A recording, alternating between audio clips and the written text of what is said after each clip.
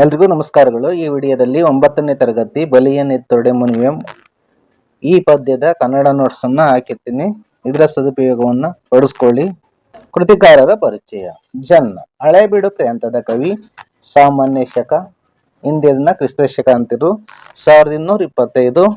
ಹೊಯ್ಸಳರ ಬಲ್ಲಾಳನಿಂದ ಕವಿ ಚಕ್ರವರ್ತಿ ಅಭಿದಾನ ಅಂದ್ರೆ ಬಿರುದು ಅಭಿದಾನವನ್ನು ಪಡೆದ ಈತ ಯಶೋಧರ ಚರಿತೆ, ಅನಂತನಾಥ ಪುರಾಣ ಮತ್ತು ಅನುಭವ ಮುಕುರ ಕಾವ್ಯಗಳ ಕರ್ತೃ. ನರಸಿಂಹ ಬಲ್ಲಾಳನ ಆಸ್ಥಾನದಲ್ಲಿ ದಂಡಾಧಿಪತಿಯೂ ಮಂತ್ರಿಯೂ ಆಗಿದ್ದನು ಜನ್ನ. ಜೈನ ಧಾರ್ಮಿಕ ಕಾವ್ಯಗಳನ್ನು ರಚಿಸಿದ ಜನ್ನ ಅಹಿಂಸಾ ತತ್ವವನ್ನು ಕಾವ್ಯಗಳಲ್ಲಿ ಸಂದೇಶ ರೂಪದಲ್ಲಿ ನೀಡಿದ ಕವಿ. ಪ್ರಶ್ನೋತ್ತರಗಳು. ಆಮೇನು ಕೊಟ್ಟಿರುವ ಪ್ರಶ್ನೆಗಳಿಗೆ ಒಂದು ವಾಕ್ಯದಲ್ಲಿ ಉತ್ತರಿಸಿ. 1ನೇ ಪ್ರಶ್ನೆ, ಅಭಯರುಚಿಯ ಸಹೋದರಿಯ ಹೆಸರೇನು? ಉತ್ತರ, ಅಭಯರುಚಿಯ ಸಹೋದರಿಯ ಹೆಸರು ಅಭಯಮತಿ. 2ನೇ ಪ್ರಶ್ನೆ, ಅಭಯರುಚಿ ಮತ್ತು ಅಭಯಮತಿಯರನ್ನು ಸೆರೆ ಹಿಡಿದುದು ಯಾವಾಗ? ಉತ್ತರ, ಅಭಯರುಚಿ ಮತ್ತು ಅಭಯಮತಿಯರನ್ನು ಸೆರೆ ಹಿಡಿದಿದ್ದು ಅವರಿಗೆ ಚೆರಿಗೆಗೆ ಅಂದ್ರೆ ಭಿಕ್ಷಾಟನೆಗೆ ಬಂದಾಗ ಸೆರೆ ಹಿಡಿದರು. 3ನೇ ಪ್ರಶ್ನೆ, ಕುಸುಮದತ್ತನ ತಂದೆಯ ಹೆಸರೇನು? ಉತ್ತರ, ಕುಸುಮದತ್ತನ ತಂದೆಯ ಹೆಸರು ಮಾರಿದತ್ತ. 4ನೇ ಪ್ರಶ್ನೆ, ಮಾರಿದತ್ತ ಪಟ್ಟವನ್ನು ಯಾರಿಗೆ ಕಟ್ಟಿದನು? ಉತ್ತರ, ಮಾರಿದತ್ತ ಪಟ್ಟವನ್ನು ಕುಸುಮದತ್ತನಿಗೆ ಕಟ್ಟಿದನು. ಆಮೇನು ಕೊಟ್ಟಿರುವ ಪ್ರಶ್ನೆಗಳಿಗೆ 2-3 ವಾಕ್ಯಗಳಲ್ಲಿ ಉತ್ತರಿಸಿ. 1ನೇ ಪ್ರಶ್ನೆ, ಅಭಯರುಚಿ ತಲ್ಲಣಗೊಳ್ಳಲು ಕಾರಣವೇನು? ಉತ್ತರ, ಗುರು ಸುದತ್ತಾಚಾರ್ಯರ ಆಜ್ಞೆಯ ಮೇರೆಗೆ ಅಭಯರುಚಿ ಮತ್ತು ಅಭಯಮತಿ ಭಿಕ್ಷೆಗೆ ಬಂದಿರುವಾಗ ಅವರನ್ನು ನರಬಲಿ ಕೊಡಲು ಹಿಡಿದು ತರಲಾಯಿತು. ಆಗ ನಿರ್ಭೀತನಾದ ಅಭಯರುಚಿ ರಾಜಪುರವೆಂಬ ಪಟ್ಟಣದ ಅರಸ ಮಾರಿದತ್ತನಿಗೆ ಒದಗಿ ಬರಬಹುದಾದ ಕೇಡನ್ನು ನೆನೆದು ಕರುಣೆಯಿಂದ ತಲ್ಲಣಗೊಂಡನು. 2ನೇ ಪ್ರಶ್ನೆ, ಮಾರಿದತ್ತನು ಏಕೆ ಉದ್ವಿಗ್ನನಾದನು? ಉತ್ತರ, ಮಾರಿಮನೆಯ ದೃಶ್ಯವನ್ನು ಕಂಡು ಸ್ವಲ್ಪವೂ ಭಯಗೊಳ್ಳದೆ ಅಭಯರುಚಿಯು ಮಾರಿದತ್ತನನ್ನು ಕುರಿತು, ಇಷ್ಟೊಂದು ಜೀವಿಗಳ ಕೊಂದಿರುವೆ, ನರಕದೊಳಗೆ ಇದಕ್ಕೆ ನಿವಾರಣೆ ದೊರೆಯುವುದು ಎಂದು ಅಲ್ಲಿ ನೆರೆದ ಜನತೆಯ ಮುಂದೆ ಸಾರಿ ಹೇಳಿದನು. ಈ ಮಾತನ್ನು ಕೇಳಿದ ಮಾರಿದತ್ತನು ಉದ್ವಿಗ್ನನಾದನು. 3ನೇ ಪ್ರಶ್ನೆ, ಚಂಡಮಾರಿ ಜನರನ್ನು ಕುರಿತು ಹೇಳಿದ್ದು ಏನು? ಉತ್ತರ, ಚಂಡಮಾರಿಯು ದೇವತೆ ಜಾತ್ರೆಗೆ ಬಂದು ಸೇರಿದ್ದ ಜನತೆಯನ್ನು ಕುರಿತು, ನನ್ನ ಪೂಜೆಯನ್ನು ಜಲ, ಗಂಧ, ಹೂಮಾಲೆ, ಅಕ್ಕಿ, ಧೂಪ, ದೀಪ, ಹವಿಸ್ಸು ಮತ್ತು ತಾಂಬೂಲ ಸಮೂಹಗಳಿಂದ ಪೂಜಿಸಲು ತಿಳಿಸುತ್ತಾ, ಜೀವಜಾತದಿಂದ ಬಲಿಯನ್ನು ಕೊಟ್ಟರೆ ತಾನು ಮುನಿಯುವುದಾಗಿ ಅಂದ್ರೆ ಕೋಪಿಸಿಕೊಳ್ಳುವುದಾಗಿ ಹೇಳಿತು. 4ನೇ ಪ್ರಶ್ನೆ, ಜೀವಿಗಳನ್ನು ಬಲಿ ಕೊಡುವುದರಿಂದ ಆಗುವ ಪರಿಣಾಮವೇನು? ಉತ್ತರ, ಹಿಂಸೆ ಮಾನವನನ್ನು ರಾಕ್ಷಸನಾಗಿ ಮಾಡುತ್ತದೆ. ಜೀವಿಗಳನ್ನು ಬಲಿ ಕೊಡುವುದು ಇರಲಿ, ಜೀವಿಗಳನ್ನು ಕೊಡುವುದಾಗಿ ಸಂಕಲ್ಪಿಸುವುದು ಘೋರ ಪಾಪ. ಹೀಗಿರುವಾಗ ಜೀವಿಗಳ ಬಲಿ ಕೊಡುವ ಘೋರ ಪಾಪ ಜನ್ಮ ಜನ್ಮಾಂತರ ಕಾಡುತ್ತದೆ. ಈ ಘೋರ ಪಾಪದ ಪರಿಹಾರವನ್ನು ನರಕದಿಂದಲೇ ಅನುಭವಿಸಬೇಕಾಗುತ್ತದೆ. ಇವು ಜೀವ ಬಲಿ ಕೊಡುವುದರಿಂದ ಆಗುವ ಪರಿಣಾಮಗಳು. ಈ ಮೇನು ಕೊಟ್ಟಿರುವ ಪ್ರಶ್ನೆಗಳಿಗೆ 8-10 ವಾಕ್ಯಗಳಲ್ಲಿ ಉತ್ತರಿಸಿ. 1ನೇ ಪ್ರಶ್ನೆ, ಅಭಯರುಚಿ ಮಾರಿದತ್ತನನ್ನು ಭೇಟಿಯಾದ ಸಂದರ್ಭವನ್ನು ವಿವರಿಸಿ. ಉತ್ತರ, ಚಂಡಮಾರಿ ದೇವಿಗೆ ನರಬಲಿ ಕೊಡುವುದಕ್ಕಾಗಿ ಮಾನವರನ್ನು ಹಿಡಿದು ತರುವಂತೆ ಮಾರಿದತ್ತ ತಳಾರ ಚಂಡಕರ್ಮನಿಗೆ ಆಜ್ಞಾಪಿಸಿದ. ಅವನು ಆ ಪುರಕ್ಕೆ ಬಂದು ಭಿಕ್ಷೆಗೆ ಹೊರಟಿದ್ದ ಎಳೆಯ ವಯಸ್ಸಿನ ಸಹೋದರಿಯರಾದ ಅಭಯರುಚಿ ಮತ್ತು ಅಭಯಮತಿಯರನ್ನು ಹಿಡಿದು ತಂದು ಮಾರಿದತ್ತನಿಗೆ ಒಪ್ಪಿಸುವನು. ಮಾರಿಯ ಮನೆಯ ಭಯಂಕರ ದೃಶ್ಯದಿಂದ ಆ ಮಕ್ಕಳು ಸ್ವಲ್ಪವೂ ವಿಚಲಿತರಾಗಲಿಲ್ಲ. ಆ ಭಯಾನಕ ವಾತಾವರಣದಲ್ಲಿ ಅತ್ಯಂತ ಕ್ರೂರನಾದ ಮಾರಿದತ್ತನನ್ನು ನೋಡಿದ ಅಭಯರುಚಿ ಕುಮಾರನು ತಾನು ಅಭಯರುಚಿ, ಈಕೆ ನನ್ನ ಸಹೋದರಿ ಅಭಯಮತಿ ಎಂದು ನಿರ್ಭೀತನಾಗಿ ನುಡಿದನು. ಹಾಗೂ ನಮಗೂ ನೀವು ಕೊಡುವ ಬಲಿಯ ಹಿಂಸೆಯ ಬಗೆಗೆ ಸ್ವಲ್ಪವೂ ಭಯವಿಲ್ಲ. ಆದರೆ ನಿಮಗೆ ತಟ್ಟಬಹುದಾದ ಜೀವಿತಾವಧಿಯ ನರಕದ ಬಗ್ಗೆ ಆಲೋಚಿಸಿದಾಗ ಮನಸ್ಸು ಕರುಣೆಯಿಂದ ತಲ್ಲಣಗೊಳ್ಳುತ್ತದೆ ಎಂದು ನುಡಿದನು. ಅವರ ಧೈರ್ಯಸ್ಥೈರ್ಯ ಕಂಡು ಬೆಕ್ಕಸಬೆರಗಾದ ಮಾರಿದತ್ತ ಅವರನ್ನು ಬಲಿ ಕೊಡದೆ ಅವರ ವೃತ್ತಾಂತವನ್ನು ತಿಳಿಯ ಬಯಸಿದ. ಇದು ಅಭಯರುಚಿ ಮಾರಿದತ್ತನನ್ನು ಭೇಟಿಯಾದ ಸಂದರ್ಭ. ಪ್ರಶ್ನೆ 2, ಅಭಯರುಚಿಯ ಮಾತುಗಳು ಮಾರಿದತ್ತನ ಮೇಲೆ ಬೀರಿದ ಪರಿಣಾಮವನ್ನು ತಿಳಿಸಿ. ಉತ್ತರ, ಸಂಕಲ್ಪ ಹಿಂಸೆಯ ಮಾತ್ರಕ್ಕೆ ನಾನು ಹಲವು ಜನ್ಮಗಳ ಭವಾವಳಿಯಲ್ಲಿ ಸಾಗಿ ಬರಬೇಕಾಯಿತು. ಘೋರ ಹಿಂಸಾಚಾರಗಳನ್ನು ಮಾಡುತ್ತಿರುವ ಮಾರಿದತ್ತ, ನೀನು ನಿಸ್ಸಂಶಯವಾಗಿ ಈ ಪಾಪಗಳ ಪರಿಹಾರವನ್ನು ನರಕದಲ್ಲೇ ನಿವಾರಣೆ ಹೊಂದಬೇಕು ಎಂಬ ಅಭಯರುಚಿಯ ಮಾತನ್ನು ಕೇಳಿದ ಮಾರಿದತ್ತನು ತುಂಬ ಬೆರಗಾಗಿ ಉದ್ವೇಗಕ್ಕೆ ಒಳಗಾದನು. ಮಾರಿದತ್ತನಲ್ಲಿ ಅಗಾಧವಾದ ಪರಿವರ್ತನೆ ಕಂಡುಬರುತ್ತಿತ್ತು. ಮಾರಿಯ ಬಲಿಗಾಗಿ ಬಂಧಿಸಿಟ್ಟಿದ್ದ ಜೀವರಾಶಿಗಳನ್ನೆಲ್ಲ ಬಂಧನದಿಂದ ಬಿಡಿಸುವನು. ಜನತೆಯ ಸಂತೋಷವನ್ನು ತನ್ನ ಅನುಜ ನಂದನರ ಮಾತುಗಳನ್ನು ಮಾರಿದತ್ತನು ಆಲಿಸುವನು. ಮಂಗಳ ಸ್ನಾನ ಮಾಡುವಂತೆ ದಡದಡನೆ ಕಣ್ಣೀರು ಸುರಿಸಿದನು. ಸೋದರ ಶಿಶುಗಳಿಬ್ಬರನ್ನು ಸೆಳೆದಪ್ಪಿಕೊಂಡು ಬೆಚ್ಚನೆಯ ಪ್ರೀತಿ ನೀಡಿದನು. ಅಭಯರುಚಿಯ ಮಾತುಗಳು ಮಾರಿದತ್ತನ ಮೇಲೆ ಬೀರಿದ ಪರಿಣಾಮವಾಗಿ ಇದುವರೆಗೆ ತಾನು ಮಾಡಿದ ತಪ್ಪಿನ ಅರಿವಾಗಿ ಮಾರಿದತ್ತನು ಜಿನದೀಕ್ಷೆಯನ್ನು ಕೈಗೊಂಡನು. 3ನೇ ಪ್ರಶ್ನೆ. ಮಾರಿದತ್ತನು ರಾಜ್ಯವನ್ನು ತ್ಯಜಿಸಲು ಕಾರಣವೇನು? ಉತ್ತರ. ನರಬಲಿ ಕೊಡುವುದಕ್ಕಾಗಿ ರಾಜಪುರಕ್ಕೆ ಭಿಕ್ಷೆಗೆ ಹೊರಟಿದ್ದ ಎಳೆಯ ವಯಸ್ಸಿನ ಸಹೋದರ ಸಹೋದರಿಯರಾದ ಅಭಯರುಚಿ ಮತ್ತು ಅಭಯಮತಿಯರನ್ನು ಹಿಡಿದು ತಂದು ತಳಾರ ಚಂಡಕರ್ಮನು ಮಾರಿದತ್ತನಿಗೆ ಒಪ್ಪಿಸಿದನು. ಮಾರಿಯ ಮನೆಯ ಭಯಂಕರ ದೃಶ್ಯದಿಂದ ಆ ಮಕ್ಕಳು ಸ್ವಲ್ಪವೂ ವಿಚಲಿತರಾಗಲಿಲ್ಲ. ಆ ಭಯಾನಕ ವಾತಾವರಣದಲ್ಲಿ ಅತ್ಯಂತ ಕ್ರೂರನಾದ ಮಾರಿದತ್ತನನ್ನು ನೋಡಿದ ಅಭಯರುಚಿ ಕುಮಾರನು ತಾನು ಅಭಯರುಚಿ, ಈಕೆ ನನ್ನ ಸಹೋದರಿ ಅಭಯಮತಿ ಎಂದು ನಿರ್ಭೀತವಾಗಿ ನುಡಿದನು. ಹಾಗೂ ನಮಗೆ ನೀವು ಕೊಡುವ ಬಲಿಯ ಹಿಂಸೆಯ ಬಗೆಗೆ ಸ್ವಲ್ಪವೂ ಭಯವಿಲ್ಲ. ಆದರೆ ನಿಮಗೆ ತಟ್ಟಬಹುದಾದ ಜೀವಿತಾವಧಿಯ ನರಕದ ಬಗ್ಗೆ ಆಲೋಚಿಸಿದಾಗ ಮನಸ್ಸು ಕರುಣೆಯಿಂದ ತಲ್ಲಣಗೊಳ್ಳುತ್ತದೆ ಎಂದು ನುಡಿದನು. ಹಿಂಸೆ ಮಾನವನನ್ನು ದಾನವನ್ನಾಗಿಸುತ್ತದೆ.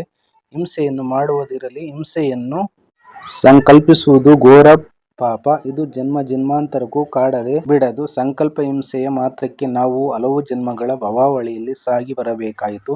ನಿಸ್ಸಂಶಯವಾಗಿ ಮಾರಿದತ್ತ, ನೀವು ಮಾಡಿರುವ ಪಾಪಗಳ ಪರಿಹಾರವನ್ನು ನರಕದಲ್ಲಿ ನಿವಾರಣೆ ಹೊಂದಬೇಕು ಎಂಬ ಅಭಯರುಚಿಯ ಮಾತನ್ನು ಕೇಳಿದ ಮಾರಿದತ್ತನು ತುಂಬಾ ಬೆರಗಾದ. ಮಾರಿದತ್ತ ಅವರನ್ನು ಬಲಿ ಕೊಡದೆ ಅವರ ವೃತ್ತಾಂತವನ್ನು ತಿಳಿಯಬಯಸಿದ. ಅಭಯರುಚಿಯು ತಮ್ಮ ಪೂರ್ವಕತೆಯನ್ನು ನಿರೂಪಿಸಿದ. ಅಭಯರುಚಿಯ ವೃತ್ತಾಂತವನ್ನೆಲ್ಲ ತಿಳಿದ ಅರಸನ ಮನಸ್ಸು ಸಂಪೂರ್ಣವಾಗಿ ಬದಲಾಯಿತು ಮತ್ತು ಚಂಡಮಾರಿ ದೇವತೆಯು ತನಗೆ ಹಿಂಸೆ ಸಲ್ಲದು, ಬಲಿಯನ್ನಿತ್ತೊಡೆ ಮುನಿವೆಂ ಎಂದು ನುಡಿದಳು. ಹಾಗೂ ಅರಸನು ಅದು ಮಂಗಳ ಸ್ಥಾನವೆಂದು ಅರಿವೆನು. ಸೋದರ ಶಿಶುಗಳನ್ನು ಬಿಗಿದಪ್ಪಿಕೊಂಡು ಮಡುಗಟ್ಟಿದ ತನ್ನ ದುಃಖ ಹೊರಹಾಕಿ ಕುಸುಮದತ್ತನಿಗೆ ಪಟ್ಟವನ್ನು ಕಟ್ಟಿ ಮಾರಿದತ್ತನು ರಾಜ್ಯವನ್ನು ತ್ಯಜಿಸಿದನು. 4ನೇ ಪ್ರಶ್ನೆ. ಅಭಯರುಚಿ ಮತ್ತು ಮಾರಿದತ್ತರಲ್ಲಿ ಯಾರನ್ನು ಮೆಚ್ಚುವಿರಿ, ಏಕೆ? ಇದು ನಿಮಗೆ ಸ್ವಂತವಾಗಿ ಬರೆಯುವಂಥ ಒಂದು ಪ್ರಶ್ನೆಯೂ ಸಹ ಆಗಿದೆ. ಉತ್ತರ. ಮಾರಿಯ ಮನೆಯ ಭಯಂಕರ ದೃಶ್ಯದಿಂದ ಸ್ವಲ್ಪ ವಿಚಲಿತರಾಗದ ಹಾಗೂ ಹಿಂಸೆಯನ್ನು ಮಾಡುವುದಿರಲಿ, ಹಿಂಸೆಯನ್ನು ಸಂಕಲ್ಪಿಸುವುದು ಘೋರ ಪಾಪ ಎಂಬುದನ್ನು ಹೇಳಿದ ಅಭಯರುಚಿ ಎಂದರೆ ನನಗೆ ಮೆಚ್ಚುಗೆ. ಏಕೆಂದರೆ ಅಭಯರುಚಿಯ ಧೈರ್ಯ ಸ್ಥೈರ್ಯ ಕಂಡು ಮಾರಿದತ್ತ ಅರಸನೇ ಬೆಕ್ಕಸ ಬೆರಗಾಗುತ್ತಾನೆ. ಅಭಯರುಚಿಯು ನಿರ್ಭೀತನಾಗಿ, ಅರಸನೇ, ನಿನಗೆ ಬರಬಹುದಾದ ಕೇಡನ್ನು ನೆನೆದು ಕರುಣೆಯಿಂದ ಮನಸ್ಸು ತಲ್ಲಣಿಸುತ್ತದೆ ಎಂದು ಹೇಳುವನು. ಹಾಗೆಯೇ ಮುಂದುವರಿಸಿ, ತಾನು ಕೇವಲ ಸಂಕಲ್ಪ ಹಿಂಸೆಯಿಂದ ಹಲವು ಜನ್ಮಗಳಲ್ಲಿ ದುಃಖವುಂಡೆ. ನೀನು ಮಾಡುತ್ತಿರುವ ಕೃತ್ಯಗಳಿಂದ ನಿಸ್ಸಂಶಯವಾಗಿ ಇದರ ನಿವಾರಣೆ ನರಕದಲ್ಲಿ ಪಡೆಯಬೇಕು ಎನ್ನುವಲ್ಲಿ ಅಭಯರುಚಿಯ ಮಾತು ತುಂಬ ಅನುಭವಿ ಮತ್ತು ಜ್ಞಾನಮಯವಾಗಿದೆ. ಅದಕ್ಕೆ ಪ್ರತಿಯಾಗಿ ಸ್ವತಃ ದೇವಿಯೇ ಬಲಿಯನ್ನಿತ್ತೊಡೆ ಮುನಿವೆಂ, ಬಲಿಯನ್ನು ಕೊಟ್ಟರೆ ಕೋಪಿಸಿಕೊಳ್ಳುವುದಾಗಿ ಎಂದು ಹೇಳುವಲ್ಲಿ ಅಭಯರುಚಿಯ ಪಾತ್ರ ಮತ್ತಷ್ಟು ಪ್ರಬುದ್ಧವಾಗಿದೆ. ಹಾಗೂ ಅಭಯರುಚಿಯ ನುಡಿಯಿಂದ ಅರಸನ ಮನಸ್ಸು ಪರಿವರ್ತನೆಯಾಗಿ ಜೈನ ಧರ್ಮದ ಮೂಲತತ್ವ ಅಹಿಂಸೆ ಕೂಡ ಸಾಕಾರವಾಗುತ್ತದೆ. ಕೊಟ್ಟಿರುವ ವಾಕ್ಯಗಳ ಸಂದರ್ಭೋಚಿತ ಸ್ವಾರಸ್ಯ ವಿವರವನ್ನು ಬರೆಯಿರಿ ಅಥವಾ ಸಂದರ್ಭ ಸಹಿತ ಸ್ವಾರಸ್ಯವನ್ನು ವಿವರಿಸಿ ಅಂತ ಕೇಳಿರ್ತಾರೆ. ನೀವು ಕನ್ಫ್ಯೂಸ್ ಆಗಬೇಡಿ. 1ನೇ ಸಂದರ್ಭ, ಕರುಣದಿಂದ ತಲ್ಲಣಿಸಿದಪೆಂ ಆಕೆ. ಪ್ರಸ್ತುತ ಈ ವಾಕ್ಯವನ್ನು ತೆಕ್ಕುಂಜೆ ಗೋಪಾಲಕೃಷ್ಣ ಭಟ್ ಅವರ ಸಂಪಾದನಾ ಗ್ರಂಥ ಜನ್ನಕವಿ ವಿರಚಿತ ಯಶೋಧರ ಚರಿತೆ ಕಾವ್ಯದಿಂದ ಆಯ್ದ ಬಲಿಯನ್ನಿತ್ತೊಡೆ ಮುನಿವೆಂ ಪದ್ಯಪಾಠದಿಂದ ಆರಿಸಿಕೊಳ್ಳಲಾಗಿದೆ. ಸಂದರ್ಭ, ಮಾರಿಗೆ ನರಬಲಿ ಕೊಡುವುದಕ್ಕಾಗಿ ಅಭಯರುಚಿ ಮತ್ತು ಅಭಯಮತಿಯರನ್ನು ಚಂಡಕರ್ಮನೆಂಬ ತಳಾರನು ಹಿಡಿದು ತಂದು ಮಾರಿದತ್ತನಿಗೆ ಒಪ್ಪಿಸಿದ ಸಂದರ್ಭದಲ್ಲಿ ಮಾರಿಯ ಮನೆಯ ಭಯಾನಕತೆಯನ್ನು ಕಂಡು ಅಭಯರುಚಿಯು ಸ್ವಲ್ಪವೂ ವಿಚಲಿತನಾಗದೆ, ತಾನು ಕೇವಲ ಸಂಕಲ್ಪ ಹಿಂಸೆಯಿಂದ ಜನ್ಮ ಜನ್ಮಾಂತರಗಳಲ್ಲಿ ದುಃಖವುಂಡೆ. ನೀನು ಮಾಡಿರುವ ಕೇಡನ್ನು ಪರಿವೀಕ್ಷಿಸಿದಾಗ ತುಂಬ ಕರುಣೆಯಿಂದ ನನ್ನ ಮನಸ್ಸು ತಲ್ಲಣಿಸುತ್ತದೆ. ಕರುಣದಿಂದ ತಲ್ಲಣಿಸಿದಪೆಂ ಎಂದು ಅಭಯರುಚಿಯು ಮಾರಿದತ್ತನಿಗೆ ಹೇಳಿದನು. ಸ್ವಾರಸ್ಯ. ಮಾರಿದತ್ತನು ಅಭಯರುಚಿ ಮತ್ತು ಅಭಯಮತಿಯರನ್ನು ನರಬಲಿ ಕೊಡಲು ಸಿದ್ಧತೆ ನಡೆಸಿದ್ದರೂ ಸಹ ಅಭಯರುಚಿಯು ಮಾರಿದತ್ತನ ಕೇಡನ್ನು ನೆನೆದು ಅವನಲ್ಲಿ ಕನಿಕರ ತೋರುವುದು ಇಲ್ಲಿ ಸ್ವಾರಸ್ಯಕರವಾಗಿ ವ್ಯಕ್ತವಾಗಿದೆ.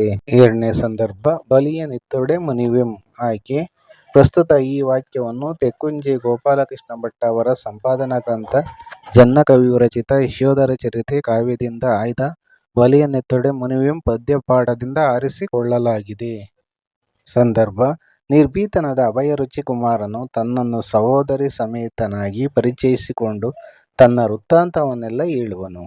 ಅರಸನ ಪ್ರವೃತ್ತಿಯಿಂದ ಅರಸನಿಗೆ ದೊರೆಯಬಹುದಾದ ಮೋಕ್ಷ ನರಕದಲ್ಲಿ ನಿವಾರಣೆ ಎಂದು ನುಡಿಯುವ ಸಂದರ್ಭದಲ್ಲಿ ಚಂಡಮಾರಿ ದೇವತೆಯು ಪ್ರತ್ಯಕ್ಷವಾಗಿ ಮಕ್ಕಳನ್ನು ಬಂಧಿಸುವುದು ಮಹಾಪರಾಧ. ಇನ್ನು ಮುಂದೆ ಪುರಜನರೆಲ್ಲ ಜಲ, ಗಂಧ, ಹೂಮಾಲೆ, ಅಕ್ಕಿ, ಧೂಪ, ದೀಪ, ಹವಿಸ್ಸು ಮತ್ತು ತಾಂಬೂಲ ಸಮೂಹಗಳಿಂದ ಪೂಜಿಸಲಿ ಎಂದು ನುಡಿಯುವಲ್ಲಿ ಈ ಮೇಲಿನ ಮಾತನ್ನು ಚಂಡಮಾರಿ ದೇವಿಯು ಭಕ್ತರಿಗೆ ಹೇಳುವಳು. ಸ್ವಾರಸ್ಯ: ಸ್ವತಃ ಚಂಡಮಾರಿ ದೇವಿಯೇ ಪ್ರತ್ಯಕ್ಷವಾಗಿ ನೆರೆದಿದ್ದ ಪುರಜನರನ್ನು ಉದ್ದೇಶಿಸಿ ಬಲಿಯನೆತ್ತೊಡೆ ಮುನಿವೆಂ, ಜೀವ ಬಲಿ ಕೊಟ್ಟರೆ ಕೋಪಿಸಿಕೊಳ್ಳುವುದಾಗಿ ಹೇಳುವುದು ಸ್ವಾರಸ್ಯವಾಗಿದೆ. ಮೂರನೇ ಸಂದರ್ಭ: ನರಕದೊಳ್ ನಿವಾರಣೆ ಒಡೆವೈ. ಆಯ್ಕೆ ಪ್ರಸ್ತುತ ಈ ವಾಕ್ಯವನ್ನು ತೆಕ್ಕುಂಜೆ ಗೋಪಾಲಕೃಷ್ಣ ಭಟ್ ಅವರ ಸಂಪಾದನಾ ಗ್ರಂಥ ಜನ್ನಕವಿ ವಿರಚಿತ ಯಶೋಧರ ಚರಿತೆ ಕಾವ್ಯದಿಂದ ಆಯ್ದ ಬಲಿಯನೆತ್ತೊಡೆ ಮುನಿವೆಂ ಪದ್ಯಪಾಠದಿಂದ ಆರಿಸಿಕೊಳ್ಳಲಾಗಿದೆ. ಸಂದರ್ಭ: ಮಾರಿದತ್ತನು ನರಬಲಿ ಕೊಡಲೆಂದು ಅಭಯರುಚಿ ಮತ್ತು ಅಭಯಮತಿಯರನ್ನು ಹಿಡಿಸಿ ತರಿಸಿದ್ದನು. ಆಗ ಮಾರಿದತ್ತನ ಭಯಾನಕ ಹಿಂಸಾಕೃತ್ಯವನ್ನು ಕಂಡ ಅಭಯರುಚಿಯು ಕೇವಲ ಸಂಕಲ್ಪ ಹಿಂಸೆಯಿಂದಲೇ ನಾವು ಹಲವು ಜನ್ಮಗಳಲ್ಲಿ ಭವಗಳಲ್ಲಿ ಕಳೆಯುವಂತಾಯಿತು ಎಂದು ಹೇಳುವ ಸಂದರ್ಭದಲ್ಲಿ ಅಭಯರುಚಿಯು ಮಾರಿದತ್ತನಿಗೆ ನೀನು ಮಾಡುತ್ತಿರುವ ಪಾಪ ಕೃತ್ಯಗಳಿಗೆ ನರಕದೊಳ್ ನಿವಾರಣೆ ಒಡೆವೈ ಎಂದು ಹೇಳುವನು. ಸ್ವಾರಸ್ಯ: ಅಪರಾಧಕ್ಕೆ ಪರಿಹಾರವೆಂಬುದು ಇದ್ದೇ ಇರುತ್ತದೆ. ಆದರೆ ಮಾರಿದತ್ತನದು ಮಹಾಪರಾಧ. ಇದರ ನಿವಾರಣೆ ನರಕದಲ್ಲಿಯೇ ಸಾಧ್ಯವೆಂಬ ಮಾತು ಅತ್ಯಂತ ಸ್ವಾರಸ್ಯಮಯವಾಗಿ ಮೂಡಿಬಂದಿದೆ. ನಾಲ್ಕನೇ ಸಂದರ್ಭ: ದೇವನೇ ಆದಂ. ಆಯ್ಕೆ ಪ್ರಸ್ತುತ ಈ ವಾಕ್ಯವನ್ನು ತೆಕ್ಕುಂಜೆ ಗೋಪಾಲಕೃಷ್ಣ ಭಟ್ ಅವರ ಸಂಪಾದನಾ ಗ್ರಂಥ ಜನ್ನಕವಿ ವಿರಚಿತ ಯಶೋಧರ ಚರಿತೆ ಕಾವ್ಯದಿಂದ ಆಯ್ದ ಬಲಿಯನೆತ್ತೊಡೆ ಮುನಿವೆಂ ಪದ್ಯಪಾಠದಿಂದ ಆರಿಸಿಕೊಳ್ಳಲಾಗಿದೆ. ಸಂದರ್ಭ: ಅಭಯರುಚಿ ಮತ್ತು ಅಭಯಮತಿ ಜನ್ಮ ಜನ್ಮಾಂತರದ ವೃತ್ತಾಂತವನ್ನೆಲ್ಲ ತಿಳಿದ ಅರಸನ ಮನಸ್ಸು ಸಂಪೂರ್ಣವಾಗಿ ಬದಲಾಯಿತು. ಹಾಗೂ ಚಂಡಮಾರಿ ದೇವತೆಯು ಸಹ ಹಿಂಸೆ ಸಲ್ಲದು ಬಲಿಯನೆತ್ತೊಡೆ ಮುನಿವೆಂ ಎಂದು ನುಡಿದಳು. ನಂತರ ಮಾರಿದತ್ತನು ಜಿನದೀಕ್ಷೆಯನ್ನು ಕೈಗೊಳ್ಳುವನು. ಕೆಲಕಾಲ ಉಗ್ರ ತಪಸ್ಸು ಕೈಗೊಂಡನು. ನಂತರ ಮೂರನೇ ಸ್ವರ್ಗದಲ್ಲಿ ನೆಲೆಯೂರುವನು. ಮಾರಿದತ್ತನು ಕಲಿಯನ್ನೇ ಮೂದಲಿಸುವಂತೆ ಸ್ವಯಂ ದೇವನೇ ಆದನು ಎಂದು ಕವಿಯು ಈ ರೀತಿಯಾಗಿ ಹೇಳಿದ್ದಾರೆ. ಸ್ವಾರಸ್ಯ: ಹಿಂಸಾಕೃತ್ಯಗಳನ್ನು ಮಾಡುತ್ತಿದ್ದ ಮಾರಿದತ್ತನ ಮನ ಪರಿವರ್ತನೆಗೊಂಡು ಉಗ್ರವಾದ ತಪಸ್ಸಿನಿಂದ ಕಲ್ಕಿಯನ್ನೇ ನಂಬುವಂತೆ ಸ್ವಯಂ ದೇವನಾದ ಎಂಬುದು ಸ್ವಾರಸ್ಯಪೂರ್ಣವಾಗಿ ವ್ಯಕ್ತವಾಗಿದೆ. ಬಿಟ್ಟಿರುವ ಜಾಗವನ್ನು ಸೂಕ್ತ ಪದದಿಂದ ತುಂಬಿ. ಒಂದನೇ ಪ್ರಶ್ನೆ: ಅಭಯರುಚಿ ಸಹೋದರಿಯ ಹೆಸರು. ಉತ್ತರ: ಅಭಯಮತಿ. ಎರಡನೇ ಪ್ರಶ್ನೆ: ಅಭಯರುಚಿ ಮತ್ತು ಅಭಯಮತಿಯರನ್ನು ಡ್ಯಾಶ್ ಬಂದಿದ್ದಾಗ ಸೆರೆ ಹಿಡಿದನು. ಉತ್ತರ: ಭಿಕ್ಷೆಗೆ. ಮೂರನೇ ಪ್ರಶ್ನೆ: ಬಲಿಯನೆತ್ತೊಡೆ ಮುನಿವೆಂ ಪದ್ಯದ ಆಕರ. ಉತ್ತರ: ಯಶೋಧರ ಚರಿತೆ. ನಾಲ್ಕನೇ ಪ್ರಶ್ನೆ: ಮಾರಿದತ್ತ ಡ್ಯಾಶ್ ದೇವನಾದನು. ಕಲಿಯಂ ಮೂದಲಿಸುವಂತೆ ದೇವನಾದನು. ಕೊಟ್ಟಿರುವ ಪದಗಳಲ್ಲಿ ಆಯಾ ಗುಂಪಿಗೆ ಸೇರದ ಪದವನ್ನು ಆರಿಸಿ ಬರೆಯಿರಿ. ಒಂದನೇ ಪ್ರಶ್ನೆ: ರನ್ನ, ಜನ್ನ, ಹರಿಹರ, ಪನ್ನ. ಉತ್ತರ: ಹರಿಹರ. ಎರಡನೇ ಪ್ರಶ್ನೆ: ನೃಪೇಂದ್ರ ದೊರೆ, ನೃಪ, ನರಪತಿ. ಉತ್ತರ: ದೊರೆ. ಮೂರನೇ ಪ್ರಶ್ನೆ: ಗುರುವಿಂದು ಹಿಂಸೆಯೊಂದರೊಳ್ ಬರುತ್ತಿದೆ ಪ್ರಜೆ ಎಲ್ಲಂ. ಉತ್ತರ: ಬರುತ್ತಿದೆ. ನಾಲ್ಕನೇ ಪ್ರಶ್ನೆ: ಅನಂತಪುರಾಣ ಯಶೋಧರ ಚರಿತೆ ವಿಕ್ರಮಾರ್ಜುನ ವಿಜಯ ಅನುಭವ ಮುಖರ. ಉತ್ತರ: ವಿಕ್ರಮಾರ್ಜುನ ವಿಜಯ. ಕೊಟ್ಟಿರುವ ಪದ್ಯಭಾಗವನ್ನು ಪೂರ್ಣಗೊಳಿಸಿ ಕಂಠಪಾಠ ಮಾಡಿರಿ. ಒಂದನೆಯದು: ಸಂಕಲ್ಪ ಹಿಂಸೆ dash dash dash dash dash dash dash ನಿವಾರಣೆ ಒಡೆವೈ. ಎರಡನೇ ಪದ್ಯ: ಪ್ರಜೆಯೆಲ್ಲಂ dash dash dash dash dash dash ಮುನಿವೆಂ.